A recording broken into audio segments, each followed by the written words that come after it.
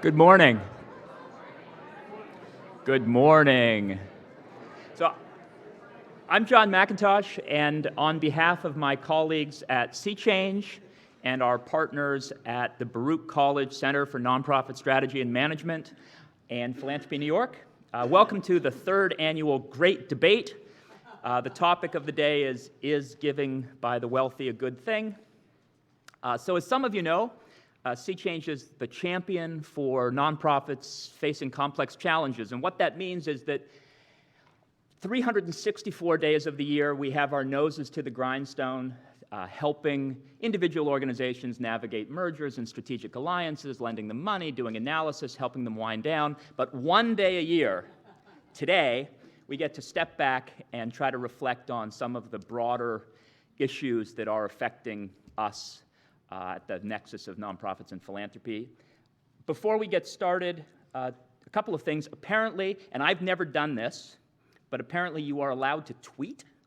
And since a number of you have asked to try to reward those who are willing to get up on UN Week and get here, this is not live streamed, but it will be recorded. And at some point, if you want to watch it twice or send it to a friend, we'll send you that link. And then finally, just a reminder that this is a strictly non-solicitation event, so even those of you in development will have to pass up the opportunity to corner an otherwise elusive funder. I see Doug Bauer over there from the Clark Foundation. Now it is my great pleasure to turn things over to Philanthropy New York Board Chair Kyung Yoon, who is also the president of the Korean American Community Foundation, and thank you so much for hosting us here today. Good morning. Thank you, John. And good morning, everyone. We were actually just marveling at what New Yorkers are, that we get up early for a good debate. So welcome, everyone.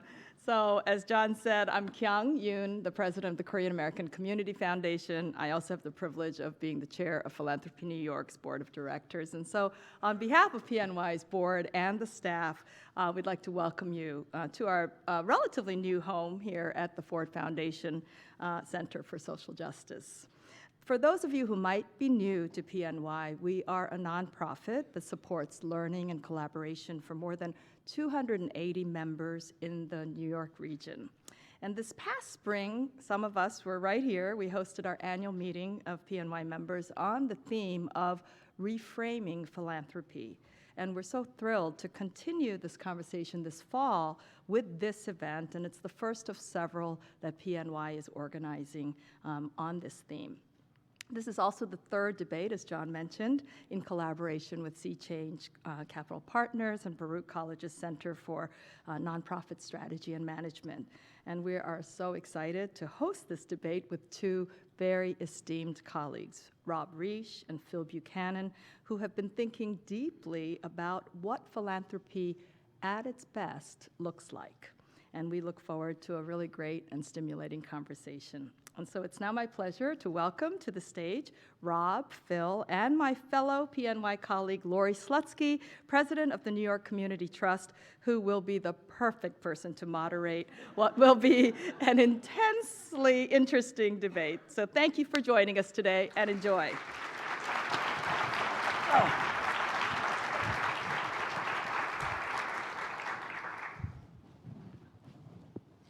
Just give me 1 second. Like a good student, I brought all my material. Good morning, all of you. Thank you for making it here this morning. I think we had oversubscription. So it just proves one more time that I can never predict who's going to go to what. So our session this morning is entitled, "Is Giving by the Wealthy a Good Thing?"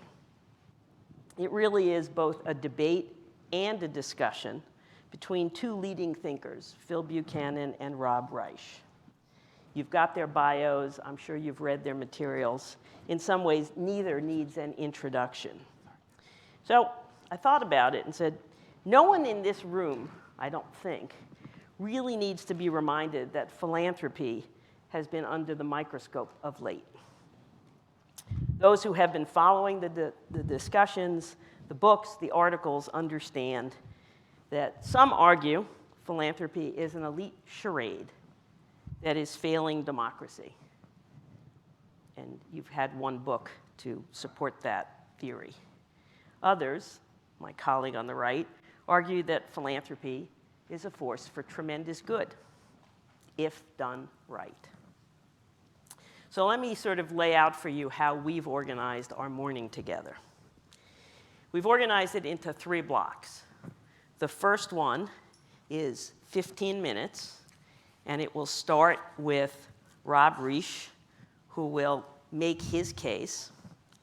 It will be followed by Phil responding to that case. And then we'll try and have a discussion between Rob and Phil about what each has said about the other's arguments. The second block, we're going to flip that order, and Phil's going to make his case. Rob is going to respond, and then we'll have a back and forth. The last block, the largest, will be for Q&A. And time allotments, I hope, will be strictly observed. Each of our speakers will get a warning, which are these orange signs in the front. And without further ado, Rob, you're up. You're going to sit, right? No, I'm going to stand right here. Stand, okay. All right, well, thanks so much for coming. I want to start just by saying that I'm probably unfamiliar to most of you. Maybe you've seen or read the book, but I don't think I've met hardly anybody in the room. In case you might have thought that you were about to see the former Secretary of Labor, sorry to disappoint. It's a frequent occasion that I do show up to give a talk, and I see people paging in the program wondering, I thought someone else was showing up. My joke line, he teaches at Berkeley, is that I am much lesser in stature, but greater in height, for those of you who know it. Anyway, so you've got me. I want, in my 4.5 minutes, to give you one distinction, one observation, and 2 criticisms. So the distinction is that I think it's important when analyzing the phenomenon of philanthropy that we divide the subject into roughly 2 different categories. The phenomenon of ordinary giving, relatively small donations by the vast majority of people every single year, and the phenomenon of big giving and big philanthropy, wealthy donors, sometimes just as individuals, sometimes in the form of a foundation, sometimes in the form of an LLC or some other type of giving vehicle, maybe a donor-advised fund. Today, I'm going to focus on, I think the debate is meant to have us focus on the phenomenon of wealthy givers and big philanthropy. So that's my first distinction. Focus, for the time being, just on the topic of wealthy donors. All right, then the observation. The observation is that the phenomenon of big philanthropy, almost by definition, constitutes the direction of private assets or private resources towards some public-facing public benefit or public good, often, as the assets get larger and larger, with the naked ambition to shift public policy.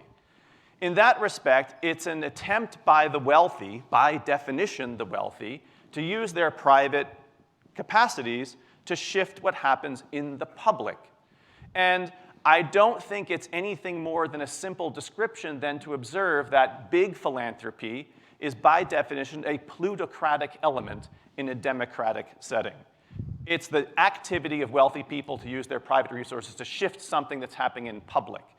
In a democratic society, with an expectation of equal citizenship and an equal opportunity for every citizen to affect what happens to us publicly, it's an odd thing to give a privileged role to wealthy people simply in virtue of the size of their wallets. So the very beginning observation I want to leave you with here is that big philanthropy is by definition an exercise of power by the wealthy. It's an attempt to convert private resources into public influence. It's a plutocratic element in a democratic setting. Anywhere that power exists in a democratic society, we should treat it with scrutiny, not give it our automatic gratitude. Okay? That's the first thing to do. So the entire book that I've written is meant to bring scrutiny to the phenomenon of big philanthropy. I then want to make two criticisms of big philanthropy. One is what I would describe as a backward-looking critique. Let's look at the source of the money. And then the second is a forward-looking critique. Ignore the history, just look at what the power of big donors happens to be directed toward.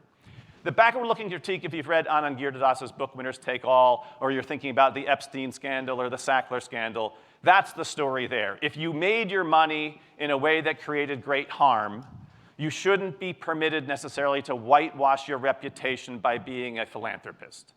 And that's a familiar story, an important one. And my guess is that Phil is going to agree with a lot of the criticism that gets made, either of tainted money or of corrupt people. And I'm eager to see what type of argument or agreement we're going to have about that. My greater concern, because if you actually begin from the starting point not of looking into the history of where the money was made, but just assume that the money is clean and the people are good. People want to direct a lot of money to some public influence. They want to exercise power. Well, in that respect, there's still a big complaint to be made. We want to scrutinize the power. And in the form of a foundation, philanthropy amounts to an unaccountable, non-transparent, donor-directed, by default perpetual, and lavishly tax-advantaged exercise of power. That's an extremely peculiar thing in a democratic society. What could justify, if anything, the exercise of the power of the wealthy in an unaccountable, non-transparent, donor-directed, by default perpetual, and generously tax-advantaged way? I say the bar is quite high. I'm going to give you a partial redemption later on, but I want to lay out the critique as forcefully as possible. There's a high bar to be met. Why should we wish for plutocratic, unaccountable power under the guise of being praised as a philanthropist? It's a high bar to meet. Okay. All right, thank you. I'm really happy to be here, and thanks to Sea Change Capital Partners and Philanthropy New York and the Ford Foundation and Lorie for agreeing to moderate, and Rob for doing this together. We've done this before. I have a lot of respect for Rob. I enjoyed his book. And of course, we do disagree, and it wouldn't be fun otherwise. So anyway, I guess, I see it differently, which is that the three sectors that we have in this country each perform vital and crucial roles, and that the nonprofit sector, backed by philanthropy, big and small, actually is a crucial check on the power of both government and business, and is a central force in making our democratic society strong. Now, I would be the first to agree that critique is healthy, particularly critique of specific instances of bad or dumb or overly top-down philanthropy. But the broad brush sort of critique of giving, I think, is where we part ways. And so let's get specific and talk about philanthropy, big and small, that supported Amendment 4 in Florida that literally re-enfranchised 1.4 million people. Let's talk about philanthropy, big and small, but largely big in this case, that supported the movement for equal rights for LGBTQ people and resulted in marriage equality. Let's talk about the community-based organizations like many that I visited in working on the book and just in doing my job, or the thousands and thousands that we've surveyed at CEP to get their feedback about funders who are on the front lines working to help the most vulnerable among us. Not folks who the government is just neglecting, but currently people who our government is targeting. And so when you spend time at a place like Epiphany Community Health Outreach Services in Houston, Texas, budget of $650,000, supported by many individual givers and also a big foundation in Houston, and they are welcoming into their doors the most vulnerable people in that neighborhood who don't know where to turn. They are helping them with eligibility for government programs that they didn't know they were eligible for. They are leading them to the food pantry so that they can have a meal for their children when they get home, they are referring them to the domestic women's shelter. This is a vital and fundamentally pro-democratic set of activities, and we should encourage giving that supports these kinds of organizations. I would agree that the charitable deduction is not perfectly implemented, certainly currently. I believe that every citizen should be incented to give. And I think we should recognize that our tax policy creates all kinds of incentives, and Rob in his book and some of his talks discusses the cost of the lost tax revenue associated with the charitable deduction, which is literally less than half of the cost of the lost tax revenue associated with the fact that we tax capital gains and long-term dividends at a far, far lower rate than the salaries for people who are actually really working hard every day. Let's change those two. To make a living. And so I just think that, I think Rob raises important arguments, and it's important for funders to think about doing their work in a way that elevates the voices of the most vulnerable, that empowers folks. I think he vastly overstates the frequency of top-down policy change in philanthropy. A little statistic for you. Among nonprofits in general, National Council for Nonprofits came out with a great report yesterday that's just an overview of the sector. They said 92% of the organizations, nonprofit organizations, have budgets of $500,000 or less. Even among the grantee population of the large foundations who the Center for Effective Philanthropy surveys. So this is a majority of the largest 100 foundations in the country, many other large foundations. The median budget size of those organizations funded by the very elite givers that Rob is concerned about, $1.5 million, mostly community-based, a handful of staff. It is not this caricature of a sort of top-down nonprofit industrial complex that is imposing its will on a citizenry that doesn't agree with the work. So that's where I would leave my response to Rob's opening thoughtful commentary. Great. Thank you both. Why don't we sort of... Have a little back and forth. Yeah. Is that all right? I'm sure you're ready. I've got a few things to say. Yeah. I mean, maybe it's a feature of where we each come from in analyzing what's going on in philanthropy. Phil's been working closely for the entirety of his career, or nearly the entirety of his career, with philanthropists and nonprofits. I, by contrast, wrote this book as a political philosopher, as someone who thinks about democracy. I have almost no experience of any kind working in a foundation, examining a foundation. So I think it's essential to take the systematic, what you describe as a broad brush view. Anyone can, choose a bunch of greatest hits of things that they prefer and like and show that good things happen. I could do that too. We all have our preferred success stories. We can't understand what philanthropy is good for or bad for unless we think structurally, unless we think about the system as a whole. And I want to suggest to Phil that unless you think about the structure, you'll never be able to get purchase on critically examining what it is that we should understand philanthropy should be aiming for and what it should not be doing. How, in my words, to domesticate the power of plutocrats to serve rather than subvert democratic institutions. That's the task of social policy and social norms. I'll give you just one concrete example of this. If you're a pro-choice person and someone else in the room is a pro-life person, well, the pro-choice person thinks that the philanthropists who support the pro-choice nonprofits are doing the most important thing on behalf of democracy. And then there's a whole bunch of people who think it's the worst possible thing. So it doesn't make any sense to me to pick out our preferred nonprofit successes and think that philanthropy in the background fuels it. We have to think whether we want a sector that allows wealthy people to choose their preferred causes in the first place. Do you like what it is that the Koch brothers do? Or do you like what it is that Tom Steyer does? If you say, I want more of Tom Steyer but less of the Kochs, or the reverse, you're not talking sensibly from the standpoint of public policy. You're just expressing your political preferences. That doesn't help us analyze the sector as a whole. So what do you suggest?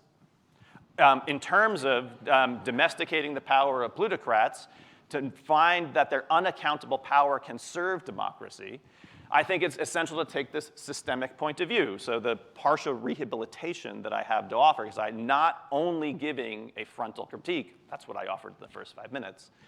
The partial rehabilitation is to say, think about what philanthropic assets are distinctively able to be deployed for. In the marketplace, you've got investors who start a business. You've got competitors who are trying to put you out of business. You've got consumers you have to please. You've got, if you're a publicly traded company, short-term horizons on Wall Street in terms of meeting expectations. There's an internal accountability logic in which if you are a for-profit actor, you have you're harnessed to your investors, your consumers, and you have to beat your competitors. There's no such thing as competition in the philanthropic marketplace. Weren't you just describing competition between those who nonprofits. Those who are pro-choice, for example, I was. and those who are anti-choice? On the nonprofit side. So the nonprofits don't have all the funders capital. competing for different outcomes. I mean, isn't that a healthy competition of ideas and perspectives? If one of the funders for the pro-choice movement decided to change their mind, the pro-life group would happily, I presume, take the money. Any nonprofit knows you'll take money, I mean, with the exception of the tainted money or the corrupt person, perhaps, and we can get into that. Put it this way. What the Ford Foundation does can't put the Hewlett Foundation out of business. There's no predatory behavior within the philanthropic marketplace. There's no consumers to please. You just have beggars for the next grant. And I want to put it similarly. They take the structural point of view. So do you think they should be not, like I'm just trying to get to the particulars. So should foundations be abolished? No. I'm going to give you a whole bunch of policy changes.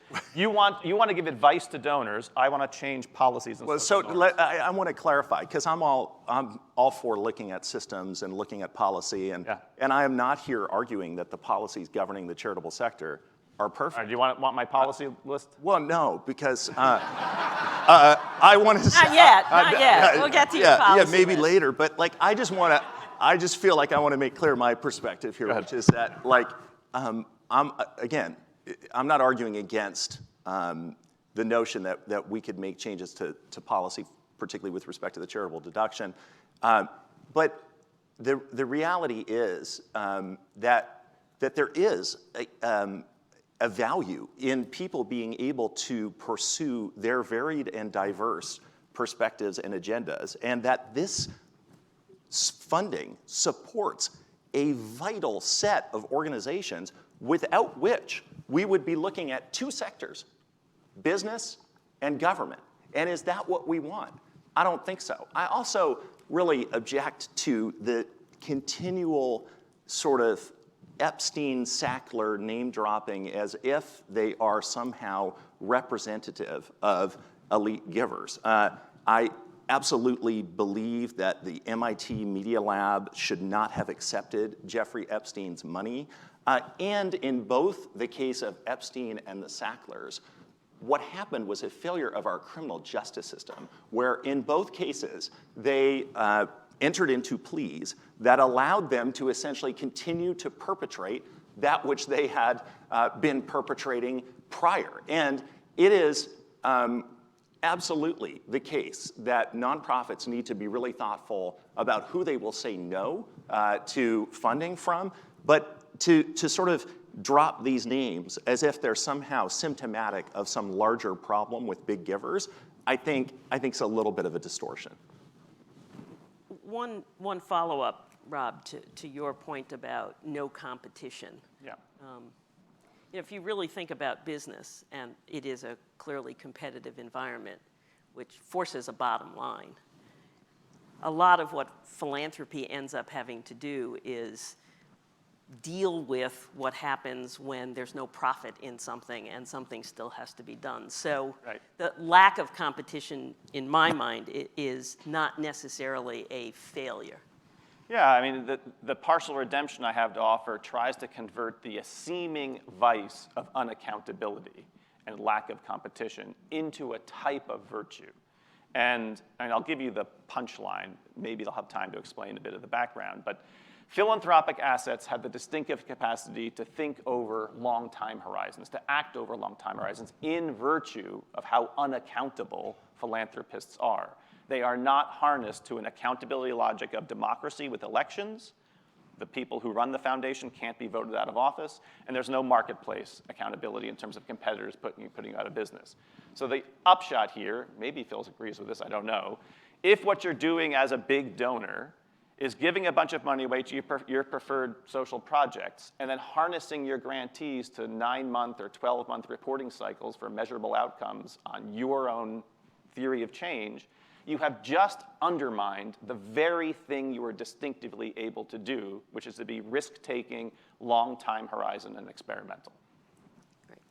Okay, thanks. I think what we're going to do is stop here. We've got more of this to come, I'm sure, and switch roles, and we're going to start with Phil. Thanks, Lorie. So I worked on the book Giving Done Right, motivated by a mix of feelings of inspiration and frustration. Inspiration about the good that giving can do. When it is done in a way, and you're right, we do agree, that isn't, that actually supports nonprofits over the long haul to do their work and to be effective. And I try to tell the stories of nonprofits and nonprofit leaders, as well as effective donors, to counter, and this is the frustration part, what I see as a really unhelpful trend of the last 20 years, which is to analogize everything to business. And the notion that nonprofits should operate more like business is something that I'm sure you've heard, and I never know, like which business, like the dry cleaner or Google or Volkswagen when they were scheming on the admissions tests, or and so I think that's really not helpful. And then I've also heard again and again, including in business school when I was a student 20 years ago, and it's no different there now, you should approach giving like investing, like a venture capitalist, and I don't think that's a very helpful analogy either. And so what I was trying to do in the book is to say, actually, effective givers recognize that this work is uniquely challenging. I mean, if I see one more piece, but you see them all the time, like Sean Parker's piece a few years ago in the Wall Street Journal was particularly a particularly egregious example. I made my money and my fame as a hacker. Therefore, what's needed is hacker philanthropy. Everybody else is doing it wrong. I got the answer to how to do it right, even though I haven't actually started doing any philanthropy yet, right? So we read this stuff again and again, and what there isn't is the kind of knowledge base about the distinct challenge of giving and the distinct role of nonprofits. So that's what I try. The book is intended to be a resource for donors, as well as helpful to frustrated nonprofit executive directors who desperately want to communicate to their board that their job is different and harder than that of running an equivalent sized business, as I believe that it is. I think it's important, and I try to do this in the conclusion of the book, to keep our spotlight on the people whose lives are affected by this work. And on that point, I know I'm supposed to be talking about my book, but I would just say there's a thoughtful reporter at Vox, Kelsey Piper, who tweeted yesterday, essentially a frustrated, outburst in which she said that there is an element of privilege in the refusal of some of the critics. I'm not sure if she was thinking of you, Rob. I think she may have been thinking of someone else, who will not say what are the consequences of folks giving less to people who are actually affected by the issues being funded by donors. And she said there's no space for wishful thinking about how our politics will change overnight. And I'm worried that we have conflated a frustration that I share with our approach to taxation, with how Rob often says that you lose 40 cents on the dollar when a very, very wealthy person donates to charity, but you don't, because none of them are actually paying that tax rate. And that's a big problem. And we need to stop, I think, conflating our frustration with inequality, the things we need to change by electing different people, with a sort of backlash against philanthropy that will undermine, and I said this before, the efforts to help the most vulnerable people at a moment of great danger for the most vulnerable people in our country. I'll just leave it there. All right. Shall I go? Well, so I observed before that Phil's orientation is advice giving to donors or advice giving to nonprofits. My orientation is different. I'm looking at the big picture relationship between philanthropy, big philanthropy, and democratic ideals, democratic institutions, and democracy as a whole. I'm looking at the structure. I want to focus on social norms and public policies. And here, to cut to the chase, is my view about the deep and fundamental flaw in Phil's book, and indeed in the organization that he works for, the Center on or for Effective Philanthropy? For Effective Philanthropy. Yeah. We're against ineffective philanthropy. I assume. But here's the deep and fundamental flaw. From a philosopher's point of view, and I want to suggest from anyone's point of view, effectiveness is a derivative value. It is not a first best thing to do. If you are effective at a bad goal, the fact that you're effective at it makes the world worse, not better. You have to independently assess the end or the cause or the goal of philanthropy in order to know whether you wish to be effective at it. I don't see any structural view to understand what Phil wants philanthropists to be effective at other than use your head, use your heart, choose your cause wisely. That's, at the end of the day, no advice at all. My goal is that the structure is philanthropy should be effective at forwarding the ideals and the aspirations of democracy. I can fill in some of the details about that because they have to do with some of the things that Phil would agree with. Pluralism and diversity in the nonprofit sector. And for big philanthropy, thinking over long time horizons, doing experimental social problem solving where successful experiments then audition for a stamp of democratic legitimacy by being taken up and brought to scale by the best scaling mechanism the world has ever known, which is government. That's a fulsome and flourishing role that philanthropy could play, but you only get to that to be effective at it if you think about the relationship between philanthropy and democracy. Waving a flag about effectiveness is just a way of saying to people, here are my partisan political preferences about what happens in civil society. Dear donors, do more of that. You need a framework to know what to be effective at. I don't see any Phil Buchanan framework other than use your head, use your heart. And that's, frankly speaking, insufficient. Hang on, you're done?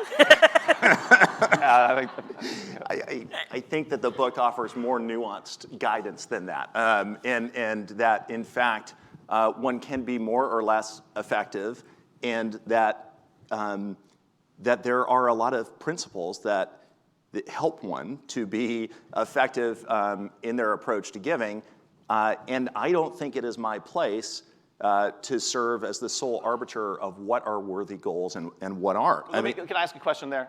Sure. So you said at the tail end of what you just described before, you want to change broader tax policy. We have to get the country back on a track where capital gains changes. All right, so for the right-leaning libertarian donor who sets up a bunch of think tanks for exactly the opposite of what you care about, don't you want ineffective philanthropy from them? Personally? In your job? Personally, I want ineffective philanthropy. How do you separate out what you personally want for effectiveness and what you professionally do at CEP?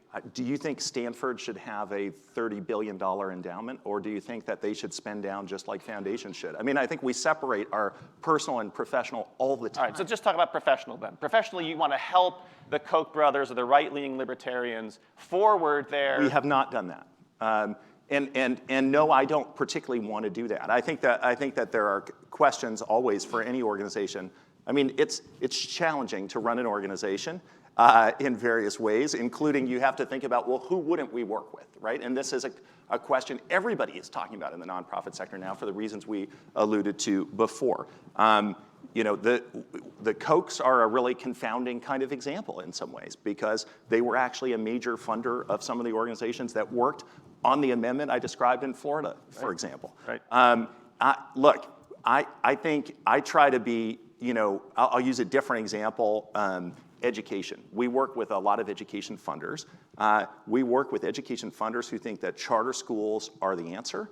And they are big proponents, and we work with education funders that think charter schools are super problematic and very much not the answer, and they're trying to stop their proliferation. Yes, I do think it's a healthy thing for us to help. It may seem odd or counterintuitive, but to educate them both about what are some effective practices, including hearing from the people who they're trying to help, such as students. And we actually have an initiative called Youth Truth, which looks at the student experience, which has surveyed hundreds of thousands of students. And there are all kinds of opportunities to mine that data to understand how is their experience actually different in one school versus the other. But I don't think it is my role to exercise my personal politics in my role at CEP, although of course there are certain organizations, certain funders that we would not work with. I am not a tenured faculty member at a well-endowed institution. I have to actually navigate all of the tricky dynamics of this diverse sector that we work in. Sure. But if I heard you right, so leave aside your personal views, just at CEP. So you wouldn't work with right-leaning libertarian folks in order to help them be more effective at bringing about their view of what public life would be better to do. You would prefer professionally to have them be ineffective if you're the best game in town. I think there are different issue categories, and there are some where I have no idea what the right answer is, and there's some where you and I would probably agree, like this one, gee, I really don't want that outcome. And it's complicated. And I think that any of us who work in this field, I'm sure Lorie can relate to this, I'm sure Philanthropy New York, it's tricky because you're navigating clients, members, donors who have different priorities. Right. I think it is healthy for democracy Yep. for people to be free to pursue what they want to pursue in their philanthropy, whether they're my mom who gives her extra $300 a year to Oxfam, or whether they're someone with more wealth. I think if there's someone with more wealth, my personal view is that they should be taxed more highly. But then they should be free to do with the rest of it whatever they want. But the point here is, like, in many cases, right, the money has been made and it's history, right? And so you can look at someone like, there's all kinds of contemporary examples, or look at someone like a woman named Mary Lasker, who was married to an ad executive in the 40s, who was doing the advertising for Lucky cigarettes, right? And made a ton of money, and then she becomes the inheritor of that money. And she becomes an incredibly effective philanthropist, focused on expanding the NIH, focused on cancer research, tremendous legacy of good. Now, if she looked back, she probably thought, I don't know, I didn't know her, she died, I think, in 1994. Gee, maybe my husband shouldn't have made his money that way. But there it was, and then she had the opportunity to do a lot of good, and she took it, and I'm glad she did. And part of what she did was to nudge the government along on its health-oriented work, because the government doesn't always get it right. And I think the logical sort of conclusion of your argument is to put a tremendous amount of faith in government. And what society can we do? What societies do we think of that put all their faith in government and have no strong civil society to call out bad actors? Yeah, I think of places like China, and I think we see how that plays out. And I think that the civil society of independent organizations that can call out bad actors needs to be funded, not by the government only. I'm going to take just a couple go ahead. seconds to respond. So, I mean, the invocation of China, an authoritarian regime, is totally off base. As I've said a couple times already, my primary setting to analyze the whole situation here is of democratic societies. We both share an interest. We all share an interest in helping democracy to flourish. The question is how. Waving a flag of effectiveness without understanding how the relationship is between philanthropy and democracy is not of any help, because on Phil's own admission, it allows people opposed to his view of what would make democracy better, libertarians, to have a better shot at making the world into the kind of place they want. Now, you brought up the idea of, it's easy for me to say and blather on about all this because I've got tenure at a well-endowed university. So I want to wrap up with that and take that head on, because I've come to realize, I mean, I'm kind of in the lion's den here, and there's a more familiar crowd for you. If I were presenting to a bunch of academics, it might be a bit different. But sometimes I start off a presentation by saying to people, especially who work in foundations, that I happen to benefit from what Phil's already described, this institutional design that's so bizarre. I have tenure, which makes me completely unaccountable in anything I do in my job. Most people think that's Kind of like a foundation. exactly right. That's the point. That if you think that tenure is ridiculous and unjustifiable, a recipe for sloth and unproductivity, I don't. you should worry about what goes on in foundations. Now, if there's a justification for tenure, here's what I think it looks like. What tenured scholars can do is have long time horizon experimental research projects.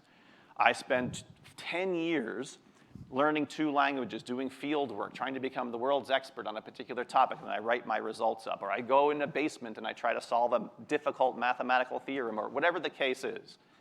And the vast majority of these things as scholarly projects fail. They amount to dust in the standpoint of history. But some succeed and are producing truth or new knowledge or great new innovations. And those that succeed, experimental, risk-taking, long-time horizon projects, would not have taken place in industry, would not have taken place in government. The incentive structure for tenure is for scholars to do risk-taking, long-time horizon scholarly undertakings. And if what scholars do, I write a book review article this year, I make a tiny little incremental article next year, and nothing grand or risk-taking, then put me on a 5-year renewable contract for showing some productivity, and nothing about the outcome changes. If tenure is good for anything, be risk-taking in long time horizon.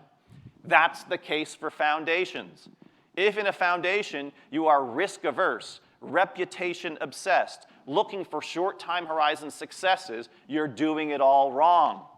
The whole distinctive advantage of being unaccountable is being bold, long time horizon, try to create new ways of solving social problems, and then humbly present those tested examples to either the marketplace or to the democratic institutions themselves to scale up for the benefit of everybody. Rob, isn't it a little hubristic to say, like, this is the one role for foundations? It happens to be analogous to, like, the one justification for tenure at a university. I mean, and where does that leave, for example, the Libra Foundation, which is Pritzker money, when they recognize what's going on in the border and they make in, I believe, 2.5 weeks, they make like emergency grants to organizations that are helping undocumented You don't need young a foundation people for and it. families. Do it out of a donor-advised fund. Write a check from your back pocket. You don't need the form of a foundation. What's the, so you think donor advised funds are preferable to foundations? No, he doesn't. Like, read his book. Like, I know, but he just said do it out of a donor advised fund. So, I think there should be a floor on the size of the creation of a foundation. We have too many foundations. If you have a $500,000 endowment, you can't do the work of long time horizon discovery. why is long time horizon discovery the only role that a foundation should play? I mean, This is the thing that's distinctively available to large philanthropic assets. I think I just gave you an example of something else, and I mean, I could give you a lot of examples of work that doesn't necessarily fall into that rather narrow definition that I think foundations are in a very good position to play, and some examples of them doing it. I mean, even the marriage equality example I gave before was actually not particularly long time horizon, as it turned out. It was much shorter time horizon than I think many folks even dared to hope. So I don't know, it just seems very specific and particular. Foundations should only be able to do this, where I think there are a variety of different roles that they can play and that many do play well, including in communities in which they serve community foundations as well as locally focused private foundations, as they serve as essential sort of connectors and conveners for community-oriented long-term problem solving, as well as short-term response to things like hurricanes and other natural disasters. Yeah, I think this debate, long-term, short-term, is an important one, and maybe we'll get to it through Q&A. One last point for you. Despite many people's feelings about the libertarians, the Koch brothers, isn't it really sort of fundamental to democracy, though, to allow divergent points of view? Oh, 100%. Okay, but yes. just not through a foundation.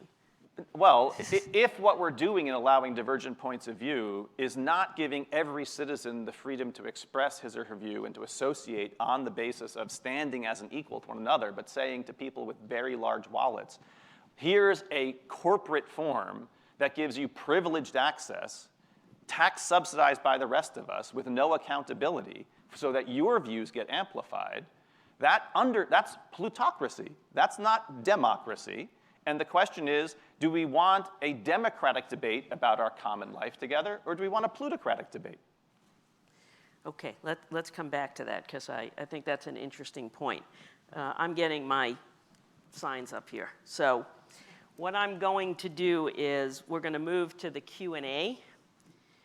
I'm going to exercise the moderator's privilege and ask a question or two of our panelists.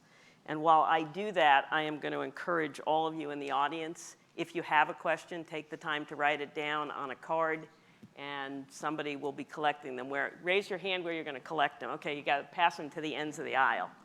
Okay? So let me start with a couple of questions. First for Phil. You know, Peter Karoff, who is the founder of the Philanthropic Initiative, used to say that philanthropy is the ultimate do-it-yourself business. I made the money, I'm smart enough to figure out how to give it away, or I did this successfully, I can do this successfully. Your book, as has been noted, is a primer on how to give. So I guess my question, you've been doing this a long time, how do you get people who believe that giving is really easy to sort of look at the do's and don'ts and the rules of the road? Yeah, I'm working on it. I think one of the people who was very generous in letting me interview him and tell a little bit of his story, including some of the mistakes that he made in the book, is Mario Marino, who said, basically, I was arrogant. I thought my sort of venture capital experience and analogy would apply more directly than it did. And I think his counsel is pretty simple. It's about bearing witness, getting up close. I can't tell you how many, and I'm sure you have this experience too, big donors, newly focused on philanthropy, I talk to who say, Phil, people like to tell me all the people they're meeting with, this consultant and that consultant and this really wealthy person and that really wealthy person and this person. And so I say, did you meet with any nonprofit leaders? Did you spend a day maybe shadowing an executive director, meeting some of the folks that organization serves? I mean, I really think that that's a big part of what it takes is actually investing that time and energy in getting to know the folks on the front lines and the people who you're trying to help, who are, after all, the best experts on their own lives. Can I just add something to that, too? I mean, my somewhat snarky thought here is that, sure, it's better to have humble, wealthy people rather than arrogant, wealthy people. But it's still wealthy influence. Now, I kind of agree with Phil on the ground that if we're going to have a class of wealthy donors, we prefer them to be humble and less technocratic, that the theory of change rests in their heads and they sort of subcontract out through their grant making to execute the theory of their change by a bunch of nonprofits. less technocratic, engineering-oriented philanthropy would be better. I'm guessing we agree about that. But still, the task is to figure out why would we want the whole enterprise in the first place. And I've got this story to tell about the long time horizon thing, which I think makes it an important addition to democracy. So my own view at the end of the day, however, is that humility or arrogance is a secondary issue. And the primary issue is to think about the role of the wealthy and how in a democratic society wealthy can be enlisted in a project on behalf of all of us rather than on behalf of a project of their own particular preferences. I think you're overstating the degree to which philanthropy is about driving a donor's worldview. It sometimes is, and it can be really problematic. And I mean, the weird thing about like the timing of your book and other books and mine is that all of a sudden, I've spent the last 18 years and people say like, oh, Phil, you're so critical of philanthropy, and now here I am. What happened? But I think that like you go to an organization like one I describe in the book called UTech in Lowell, Massachusetts, that's working with the most gang-involved young people to try to recruit them out of gang life. And this is really, really difficult, literally life and death work. And then they're helping them get their life on a different track. They've got really good results.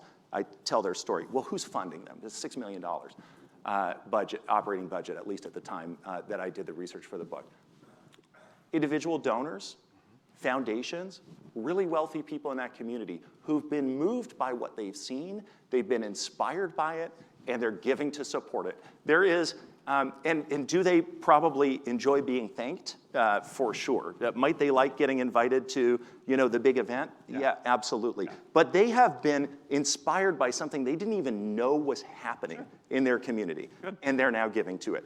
I think we should encourage more of that and less yacht buying. Sign me up for that. Okay, good. That sounds good. I mean, I want to go back to the tenure analogy here in a certain way, because I find it interesting that, for whatever number of years prior to perhaps my book or Anand Giridharadas' book, you were viewed as a critic in the sector, and I take you at your word, I don't doubt that. The book that I've written starts off, as many of you in the room probably know, not from having read the book necessarily, but from knowing the history of big philanthropy in New York City. It starts off with 10 pages about how the Rockefeller Foundation was created. And what's amazing when you read the history of that is how much public criticism there was of John D. Rockefeller's very idea of creating a large foundation. There were people who said that he was nothing more than a thief, someone who tried to bust unions, and he should never be permitted to launder his reputation philanthropically. That's the Sackler thing all over again. But there were people who said, this is an amazing thing, in Congress, because he went to Congress to ask for permission to create the foundation, said, I accept that John D. Rockefeller is a man of wisdom, is a man of insight, and has the best intentions. And yet, the idea to create the Rockefeller Foundation is a repugnant idea in a democratic society. Now, even my book does not say something quite as dramatic as that. Mostly, we splash our big philanthropists on the cover of Time magazine or on the cover of the business pages and laud them as great civic benefactors. There is generally a culture of praise and gratitude. Now, I want to orient this back on the footing of scrutiny. So here's the connection back to tenure. I'm unaccountable, big donors are unaccountable. I have a set of social norms within scholarship or academia. I can't publish anywhere I want, there's peer review. Anytime I write the first draft of a paper, I show up at a workshop and every single person at the table rips my paper to shreds. That's their job. If they showed up and said, Professor, I am so grateful that you came to share your insights and your wisdom, and I have taken away such deep learning from you today. People would look around and say, what's going on here? And yet, if you're a grant maker, I'm told, that's generally your everyday social experience.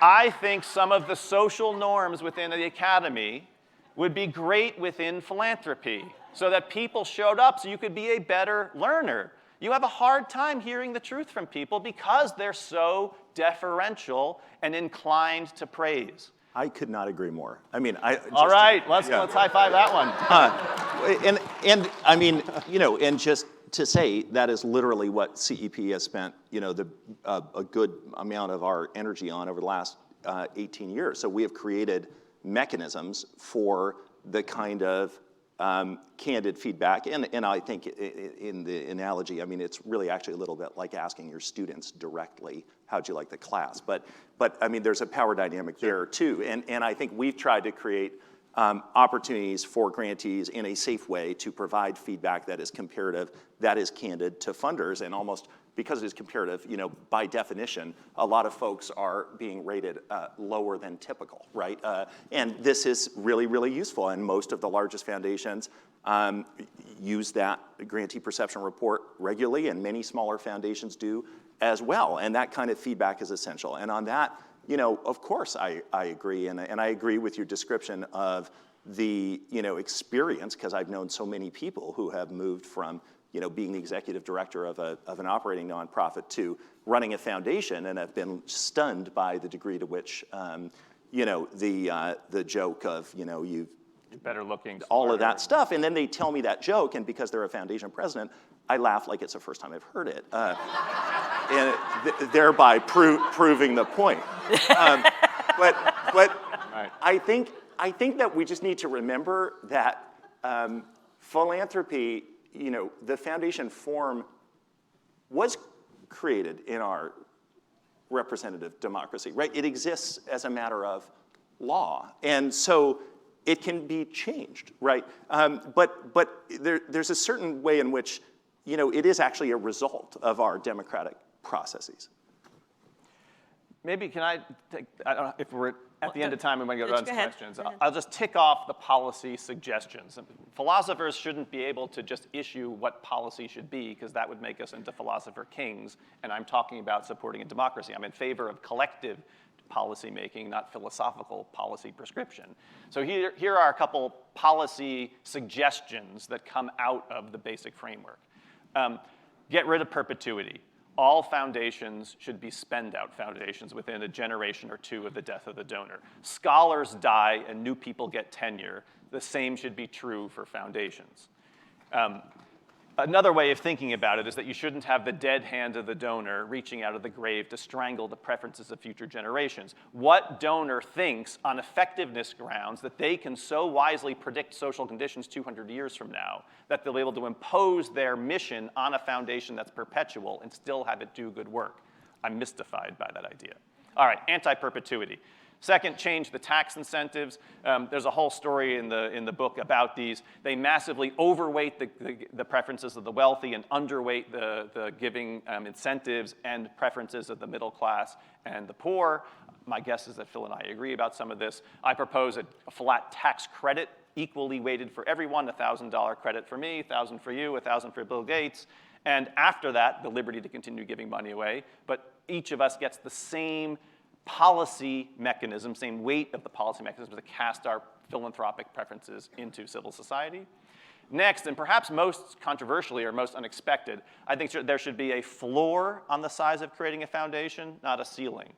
If you have $500,000 and you create a foundation with a 5% payout, you're doing little small work. You're probably paying a whole bunch of overhead costs or administrative costs for your family or your trusted friends. And just write some checks, put some money in a donor-advised fund, and make some distributions. Although, as Phil and Lorie said, I'm not such a fan of donor-advised funds either. They should have some payout requirements as well. And there's the finally idea of keep the relative unaccountability, keep donor discretion, allow people to have their distinctive ideas about how to populate civil society with a diversity and plurality or pluralism of all our collective preferences, but require way greater transparency. So I think you can get a kind of accountability up and running with more than a 990 form as the only thing you're obliged to report to the public. There are 100+ foundations in the United States today. I'm told that 90% of them don't even have a website. So that if you were a nonprofit in the local area, you wouldn't know how to access or even know that one existed to write a grant proposal to get some money. With greater transparency, we can have greater scrutiny, and then we can have a healthier debate. Final idea. I'm distressed at how there are reporters and people within civil society who have as their main beat reporting on government, reporting on business. and yet there's no national magazine or national newspaper, other than the industry-specific ones for philanthropy, that has a single reporter on the philanthropy beat.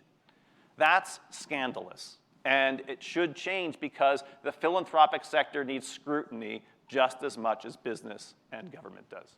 Agreed. Let me just follow up on your perpetual endowment issue. I obviously work in a place that believes in perpetual endowment. But I guess my question... So does Stanford, by the way.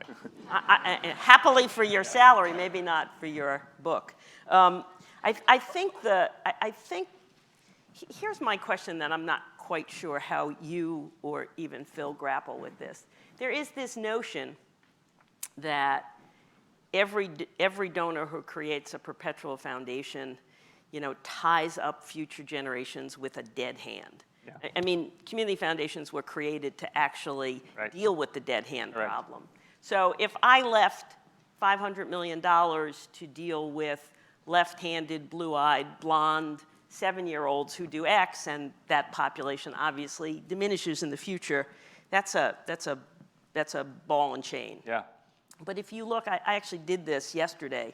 I went through and looked at the founding purposes of most of the very large foundations, and they were quite generic. No ties, no strings. Right. It really was a gift to future generations to have the resources to respond to what you don't know will happen. Right. So how do you sort of get at that? Yeah. Because this notion somehow that the dead hand Sure.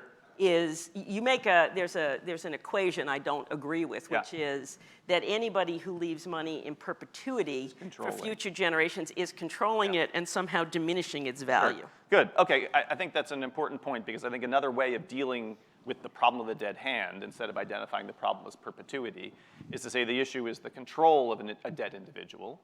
And then, if you were to suggest that we'll allow perpetual foundations to exist on the condition that their mission is general, I might say that allows then future generations of professional grant makers to interpret the general mission in completely new ways.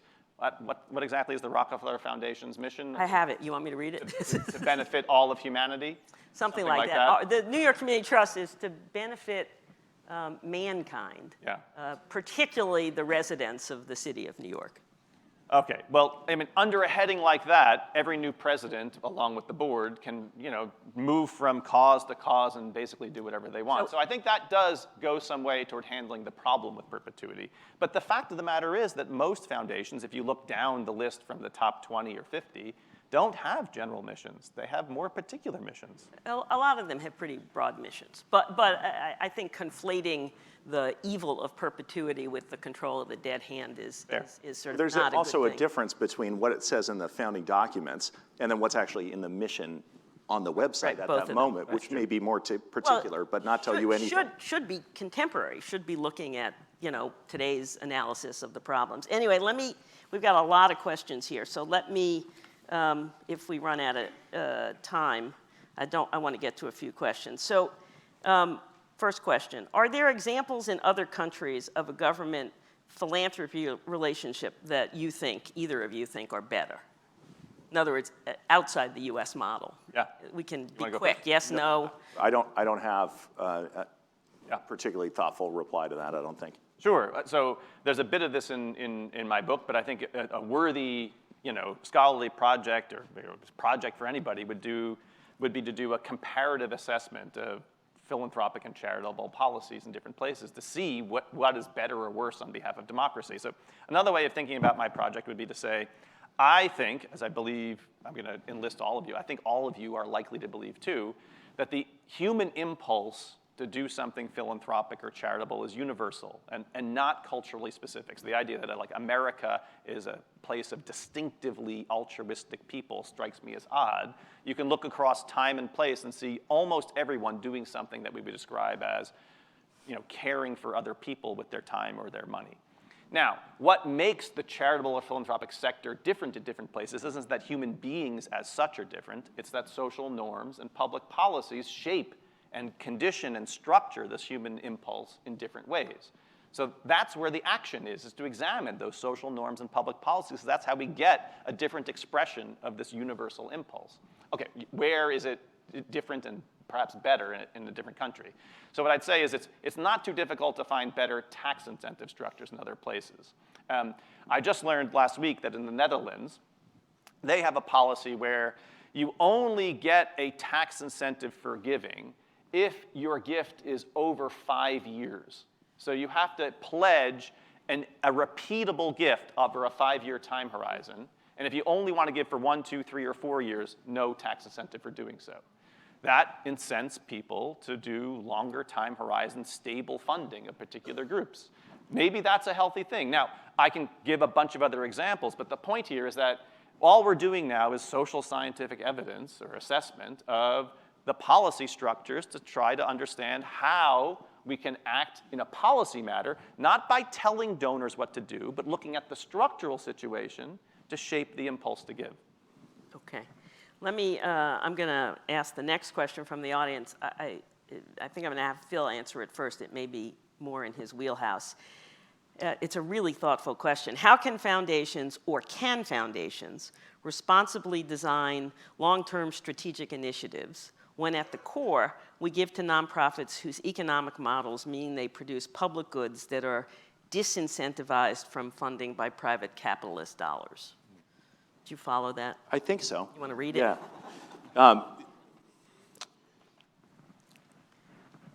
Yeah, I mean, I'm not sure this is going to be a totally satisfactory response, but I mean, I think the role of philanthropy, I mean, one of the real problems with the business analogy is that it leads to a focus on strategy as it is conceived in a competitive dynamic, where strategy is about uniqueness and distinctiveness. And I worked as a strategy consultant in the corporate world, and I can tell you, we didn't want anybody to know, our client's strategy other than our client, right?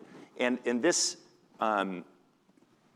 if applied in philanthropy, leads to epic fails, right? Because if your strategy is yours alone as a funder, you will fail. So not only does it need to be shared by the organizations that you're supporting, it needs to be shared by other funders. And so if you are the only funder of some strategy that you think is vital, you better work really hard to change that quickly and make sure, and I think that there's, many of the best examples where we would say, like, yeah, philanthropy really, really played a part in making a difference here are collaborative examples. And I think it's great to see efforts like Blue Meridian or Co-Impact, where major funders are coming together and saying, we can work on this particular goal better together in some highly organized way than we can separately. So I hope that responds to the question. Okay. This question was for Rob. I'm reading it. I agree with your starting position that philanthropic spending is an exercise in power over the public sphere. But if you take away the tax advantage, how do you distinguish philanthropic spending from any other exercise of private power through aggregated wealth? Yeah, excellent. If you take the tax advantages away, some people sometimes ask, well, get rid of all of the tax incentives, then do you still have a problem with big donors? And the answer is yes, because it's still an exercise of power, which now gets to the question, but how is the power different from other kinds of power, corporate power, government power? Power is not a bad thing in and of itself. There's no such world in which we got rid of power. So that's a fantasy land that we're not going to ever achieve. So the question is how to direct power on behalf of worthy ends. That's why effectiveness as such doesn't answer any meaningful question. We have to know how to direct the thing that we want to a worthy end. So I have a story about democratic institutions or democratic ideals.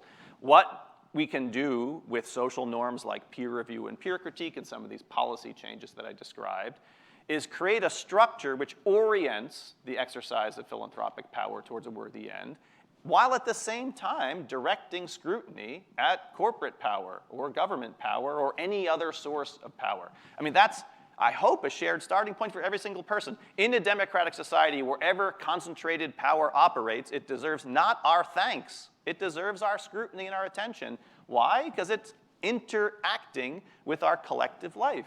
So the task is to orient that power to serve us collectively, to enhance democracy rather than undermine it. I just want to say, like, we have to think about, I think, what would it be like in this country if, for example, the Public Welfare Foundation, which is relatively, it's not a huge foundation. It's certainly well under $1 billion, a few $100 million in assets maybe, set up by a newspaper man in the 50s, no connection to the family anymore, right? They're focused on criminal justice reform. They worked supporting state-based nonprofits, state by state, on the issue of juvenile incarceration, reduced by half. It's still way too high, but by half, in 12 years, through changes at the state policy level, the number of juveniles incarcerated. What would it be like if the Robert Wood Johnson Foundation wasn't weighing in to the discussions and debates about causes of obesity, and we were leaving it to Coca-Cola and its faux research, which masquerades sometimes as philanthropic efforts, to define the debate about obesity? Like, these institutions are countering powerful business interests that are ultimately focused on driving profit to shareholders.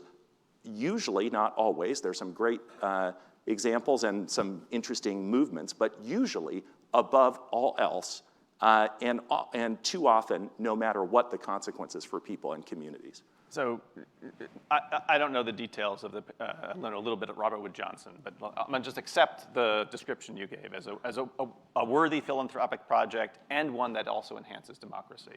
But my question would be, Phil's bigger picture point, I believe, is to say the task of philanthropy is to serve as a source of countervailing power. Now, that's not, so far as I know, in the book. It's not what you do in effective giving. But if it, okay, it is in the book, so. It's one of the things. One of the things, all right. That I describe. I don't think it's the only thing philanthropy can do, but I absolutely discuss in the book. As one of the things. Yeah, right. Absolutely. What's the empirical likelihood that people who have had huge success in the marketplace turn out in their philanthropic activity to countervail corporate power? That's an empirical question. Secondly, what's the policy structure to provide an orientation for big philanthropy to serve as countervailing power? I think it's clear by now. Like, I'm not here to offer policy solutions. It's not what I do. It's just advice to donors. Be countervailing power. I think it is a crucial role that the nonprofit sector, supported by philanthropy, often plays, which is to be a check, sort of like our three branches of government, a check on business, and I think it happens all the time, actually. And Robert Wood Johnson Foundation is one example. You can look at all of the folks who have funded the environmental movement. Look at foundation like Wilberforce Foundation, created by a Microsoft executive, found herself way wealthier than she ever expected. Focused on conservation in the Pacific Northwest, often fighting corporate power. It happens all the time. And so I think that there is a sort of utopian ism that creeps into these debates, and we have to ground ourselves, especially now in this moment, in the reality of what nonprofits on the ground are doing and their need for funding to do it. We can talk about policy prescriptions, and some of the things that you discussed, I agree with, and also beyond policy prescriptions. I absolutely agree. Like, we need more, and actually I think it's changed a little bit in the last 2 years for the positive, but more media focus on philanthropy, more critical reporting. I absolutely agree that that's healthy. Okay, one final question. This one's mine, actually. And it's a little off the current debate, but I think very germane to the future. So for years, there's been discussion, and certainly of late, there has been discussion about this notion of a worthy charitable gift and a not worthy charitable gift. So if I give $1,000 to the local food pantry, contrary to your view of long-term Yes. big picture, that's a good thing, and I should get a completed deduction. Right. But if I gave to, Stanford, say. or build an art Sure. building somewhere on some campus, that would be less worthy and Right. maybe either a lesser deduction or no deduction. Right. And my experience in this field, and we deal with lots of legacy donors, we deal with lots of living donors. I believe in the diversity of philanthropy. I can't say that I think it's all the most effective. Right. I can't say I agree with some of it, but I am not the only arbiter of what's good. I kind of believe that that's the sort of the start to the road Sure. to hell. So how do each of you sort of feel about that? Because you come at this from sort of very different points. Yeah. So I'll start with you, Rob, and then we'll go to Phil. Yeah, and I think that's an excellent question. And some of my early thoughts about this were along the lines of what you described as the road to hell. Namely, when we think of the word charity, we think of almsgiving, we think of assistance to the poor, we think of combating disadvantage. And yet when you look at the actual distribution of charitable dollars in the United States, so little goes to that particular cause. So maybe we should differentiate the incentive to put weight on those that are actually fighting poverty or disadvantage. I was initially inclined in that direction, but I think I've come around at the end of the day toward thinking that the only justification available for policy incentives for charity is not poverty alleviation or not redistribution. It can be something about diversity and pluralism. And so I myself think, as I believe you just suggested you do as well, that we ought not differentiate the policy incentive. However, I will say the following. It's not just the tax incentive to donors that does the work here. It's also what gets to count as a 501c3 public charity. The United States is the most wildly permissive country in the world for what is permitted to be a 501c3 charity. You probably know almost 60 or 70,000 new 501c3s are created every year. We bundle churches and congregations into that sector as well. The rate of approval of the IRS for 501c3 status, if you filled your application out completely, is 99.7%. So if you look at other countries, you still get some pluralism and diversity, but they don't allow anything at all to be a 501c3 public charity. That's where I would tweak things a bit. We don't need, for example, churches to be in the 501c3 sector. In fact, there's lots of empirical evidence to suggest that the tax incentive for giving to your own congregation is not kicking out additional dollars on average. Most people aren't optimizing their taxes in their religious experience. They understand giving there as an obligation, and they're not comparing the performance of their church to another one across town to decide whether they should effectively move somewhere else. Get rid of the tax incentives for giving to church and let people do it on their own dime, and they can retain the liberty to do so. I agree with much of that, but I think that IRS rate on approvals is going to go almost to 100% because now you're kind of approved on application, and then 5 years later they figure out whether it worked. Right. Phil. Yeah, I mean, I also agree that there are nonprofits that should never have been granted that status and that it happens all the time.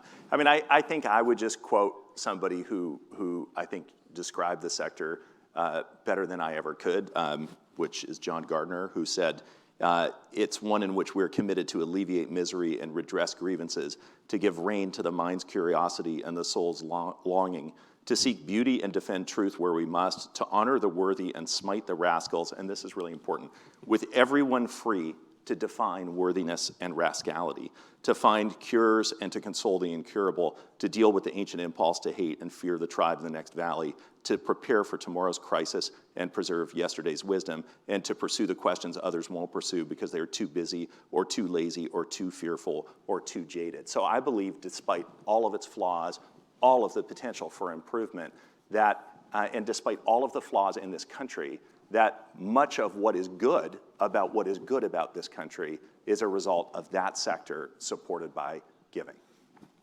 Thanks. Okay, let me then call us to a close.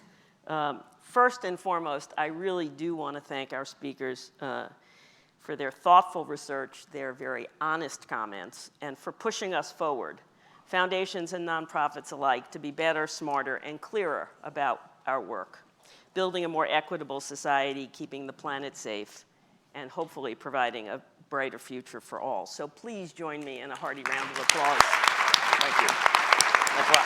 It's fun. Thanks so much. Great job. Yeah. Thank you. Great job.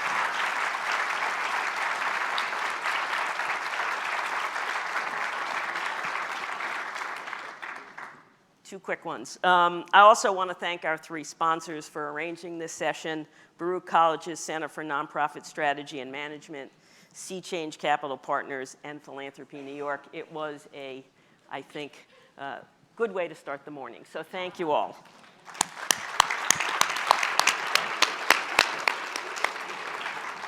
A quick reminder, Phil and Rob will be just outside the auditorium to sign books.